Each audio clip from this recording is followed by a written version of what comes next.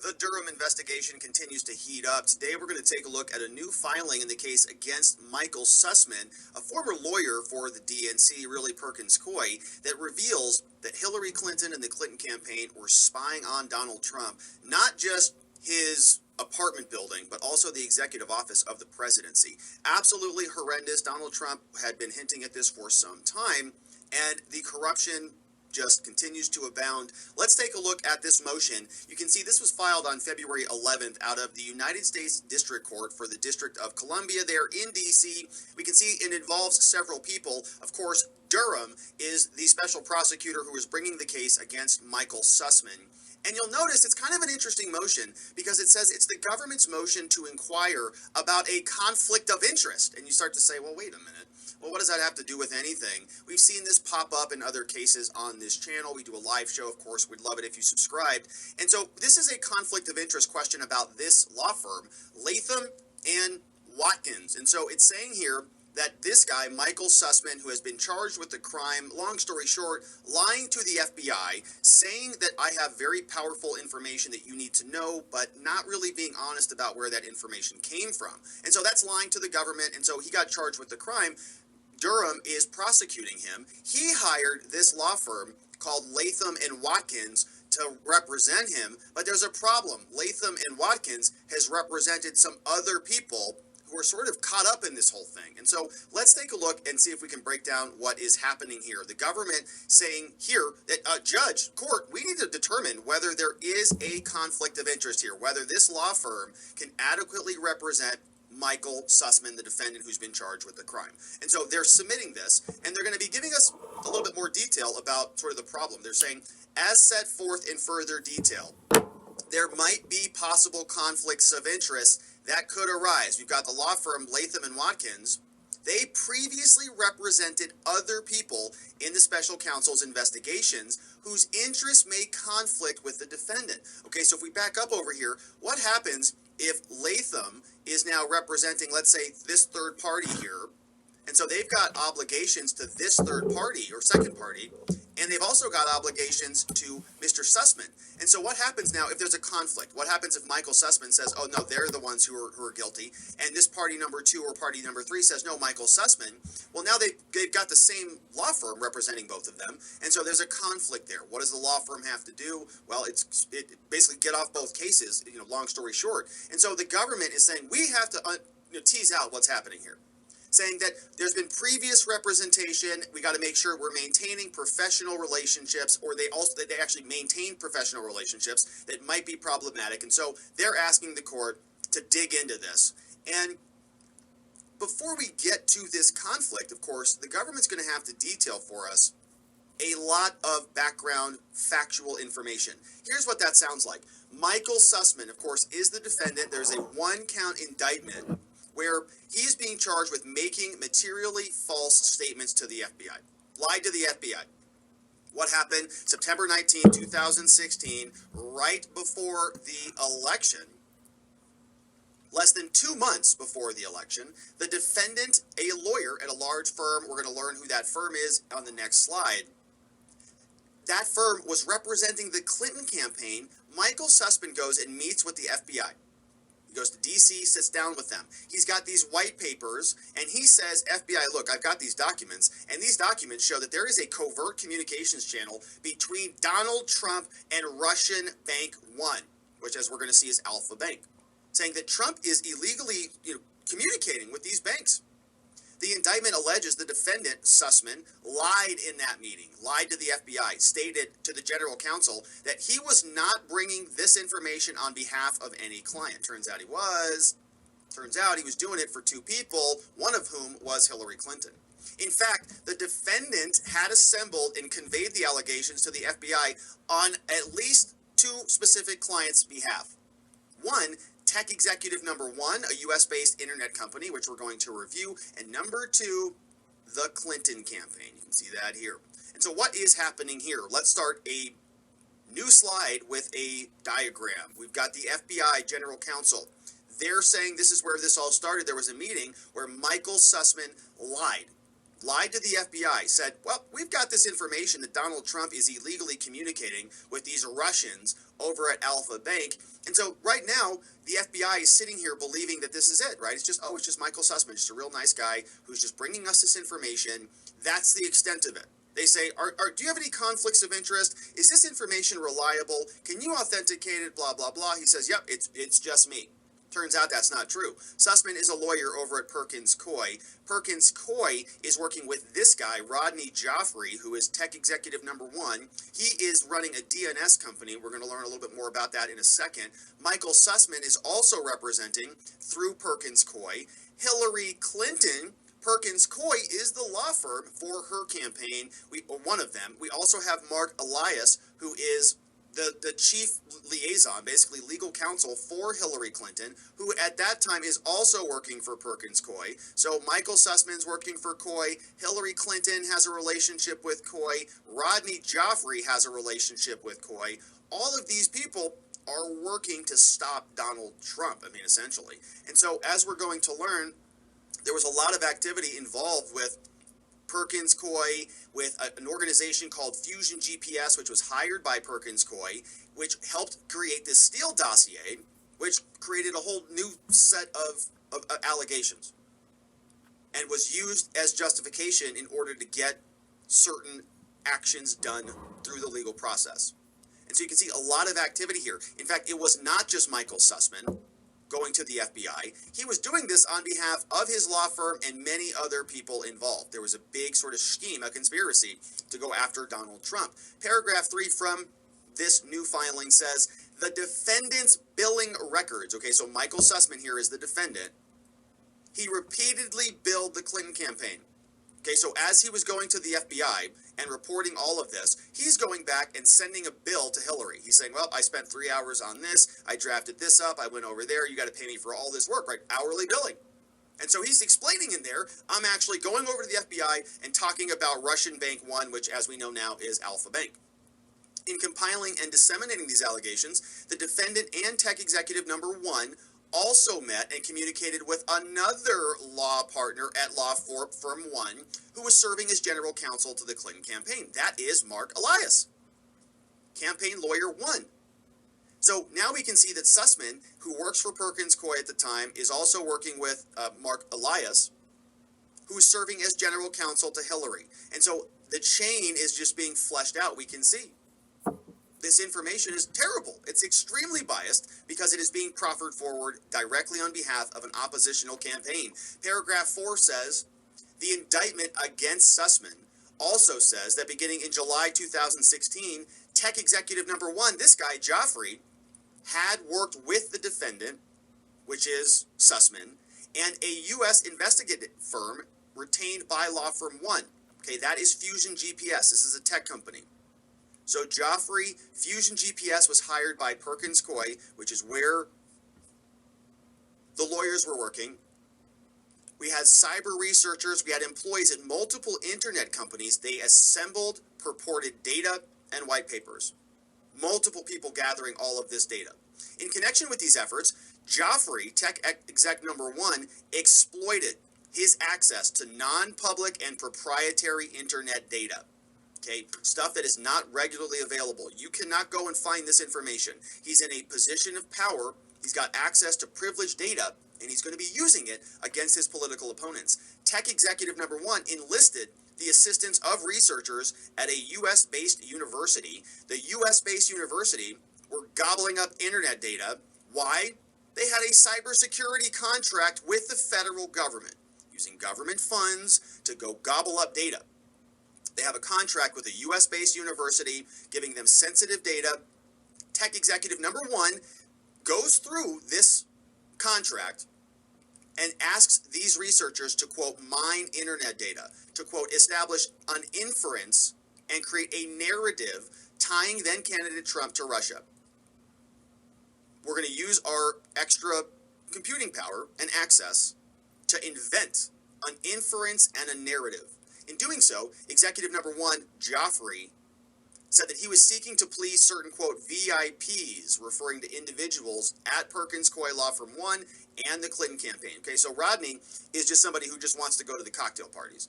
really excited about, eliminating Donald Trump, the menace to the world, blah blah blah. So he's willing to just sort of, violate privacy rights and sort of, work to expel his political opponents in America using nefarious means. Strange. So we can see, who is Rodney Joffrey and why is this so important? I want to pause for a minute and talk about something called DNS. It's the Domain Name System, I believe is the name of it.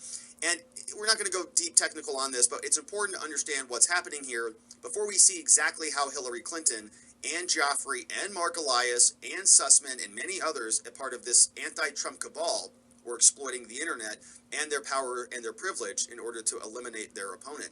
Here is a quick diagram. So here we have a browser called Firefox. This is just an example of something that you might have on your laptop. You've got a computer here, and you, as a human being, you type in example.com. When you go to a website, you type in Google, or you type in YouTube, or you type in any website you want to go to. But that's not how the internet works. The internet works with numbers, right? We got IP addresses, and they look like this.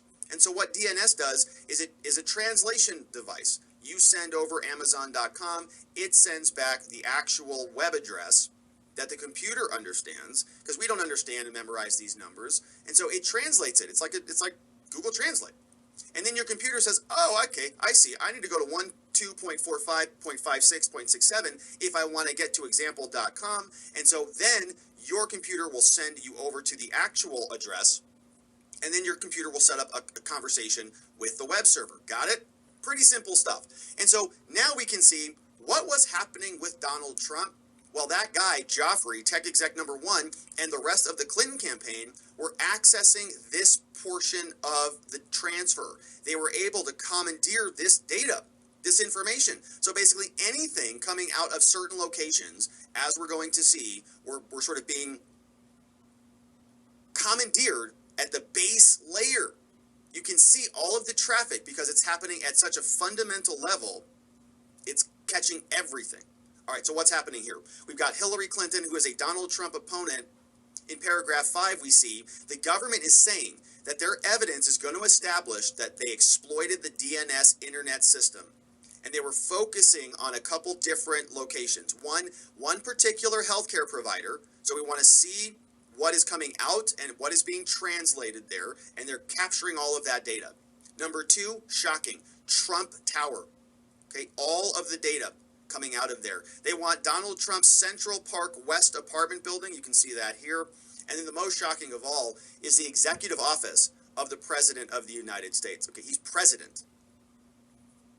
Tech executive number 1, Internet Company 1, had come to access and maintain dedicated servers for the executive office of the presidency as part of a sensitive arrangement where it gives those DNS resolution services to the EOP. Okay, so Joffrey had an explicit contract to handle this and to handle it properly. And he exploited it. Tech executive number 1 and his associates exploited this arrangement by mining the DNS traffic and other data for the purpose of gathering derogatory information about Donald Trump. So if you can see all of the data, right, you can see, I wonder what websites he's going to. What's he looking for? Oh, he's looking for Putin's private bank account, and why is he looking for that every morning at 6 a.m.? Oh, that's interesting, because he's Putin's puppet, as they continue to say, right? That's what they're trying to gather. And they're exploiting it in a way they don't have permission to do that, presumably. Paragraph 6 tells us the indictment further details that on February 17th, after Trump is in office, the defendant provided an updated set of allegations. Okay, so Sussman now is including information about a second problem now. He's talking about Yoda phones, as we're going to see. But Sussman doesn't go to the FBI. He goes to the CIA, government agency number 2. Durham and these prosecutors say the government's evidence at trial is going to establish that these allegations that he's bringing to the CIA relied specifically on the data that they got from those buildings, from Trump Tower, from Trump's New York apartment, and from the president, executive office. So Sussman is continuing to gather this stuff after he is the current president, and he comes with new data, and he says we've got a new problem here. Rather than Alpha Bank, we've got him looking up Russian mobile phone providers. And if you look this up, this is a company called Yoda. So Sussman says, okay, now he's all this data is going to these Russian cell phone providers. That's weird. And when he went to the to the CIA now at this point, he's in conjunction with other people, but he's not disclosing this allegedly. He's not saying that he's working with the Clinton campaign, still not saying that he's working with Joffrey or how he got this data. Presumably, we don't know the details of these conversations. But he goes and tells the CIA these things are very rare. They're Russian-made wireless phones, and they're in the vicinity of the White House. And so Donald Trump, as obvious, they're sort of trying to imply, is engaged in these nefarious conversations with, I guess, Russian agents outside the White House. Special counsel's office, through Durham, says identified no support for these allegations. Indeed, if you actually look at more complete DNS data, all of the records that they got from a company that assisted Joffrey, tech executive number 1, you can see that these DNS lookups were actually not even rare in the United States. So they just sort of gobbled up a bunch of data, snipped out a bit of it, and presented that little snippet to the CIA and to the FBI. When Durham and the government came and investigated this further, they said, this is not rare at all. If you look at the entire pizza pie, you'll see it's all over the place. And anybody who's done anything on the internet knows that, yeah, Russian bots are all over the place. If you look at your WordPress site, okay, there's a huge number of bots are coming from Russia. It's most likely just noise, but they are making it and recrafting it into this narrative. For example, says this motion, the more complete data that tech exec number 1 and his associates gathered, but did not provide to agency number 2, the CIA, reflected that for 3 years there were more than 3 million lookups of those IP addresses that came from US. Fewer than 1,000 of those came from Trump Tower. Okay, so 1,000 out of 3 million. Got it. And they're saying this is a huge deal. This is Russian collusion or whatever narrative they're trying to proffer forward. In addition, the more complete data that was assembled by Joffrey and his associates reflected saying DNS lookups involving the executive office of the president began as early as at least 2014, during the Obama administration and years before Trump even took office. They didn't mention that at all. So now you expand the scope previously, okay, this guy Joffrey's company is doing the DNS lookup for the executive office of the president. It's been doing it for some time, but he's only focused on the Trump years.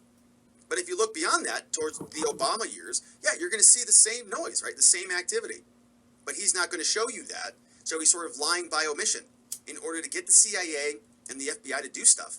Paragraph 7 says, in his meeting with agency number 2, CIA, the defendant made very false statements, as he did to the FBI general counsel, said that he was not representing any particular client in conveying these allegations. But he was. He was representing tech executive number 1, Joffrey, a fact that the defendant subsequently acknowledged under oath in December 2017 before Congress. Now, he didn't say his name back then, but he acknowledged. He was talking to the FBI, talking to the CIA on behalf of other people. He wasn't like some nice whistleblower who was just blowing the whistle on Trump. And so this, as we can see, is where the conflict of interest problem comes into play. It says the main issue, we can see that this goes on for several pages. We're just going to skip through most of it because you can see there is a potential for a conflict of interest. The government now wants the court to take a look at this. They say, look, Latham and Watkins represented other people. They represented law firm number 1, which is Perkins Coie. So Latham and Watkins actually represented Perkins Coie, where Sussman was working. And they also represented campaign lawyer number 1, which is Mark Elias, who was also working at Perkins Coie. And so now what we have are problems, because what happens if Latham and Watkins has details about Mark Elias or about Perkins Coie from their representations that are adversarial to Sussman? Okay, or what if Mark Elias says, hey, let's throw Sussman under the bus and let me go free? And so now Latham they've got duties to multiple people. They've got duties to former clients, they've got duties to current clients, they've got duties to other people they may be currently representing. And if this investigation continues to spiral out of control, or I'm sorry, for them, sort of feels like it's been a long time coming from the Durham perspective, but from their perspective, what happens if additional, 5-10 additional indictments come out against Latham and Watkins' clients? Well, now they have to make a decision about where their loyalties lie. That's a conflict. And so here, the government is saying, look, we got to figure this out. From July 2020 all the way to July 21, Latham represented 3 separate clients: defendant, law firm 1, Perkins Coie, and campaign lawyer number 1, Mark Elias, all related to the special counsel investigation. And so we got to just make sure that they are properly apprised of what their individual rights are, making sure there is no conflict of interest. And so special counsel Durham is saying, Judge, for the foregoing reasons, we think you should inquire about potential conflicts of interest and let us know. You can see signed off on by Assistant Special Counsel, Special Prosecutors Andrew J. DeFilippis and Michael T. Kilty. And so John Durham continues forward with the investigation. A lot of interesting allegations in this motion. We see strong support showing that Hillary Clinton was actually spying on Donald Trump, not only in his personal residence, in his other sort of private properties, but also in the executive office of the presidency when he was president, concocting stories and narratives to try to take him out at the very beginning. And Donald Trump spent a lot of his time in office having to fight back against these claims and allegations. Turns out he was right the entire time. I hope you join us as we follow along. We have a live show that we do every weekday. I'd love it if you subscribed and hit that thumbs up before you got out of here.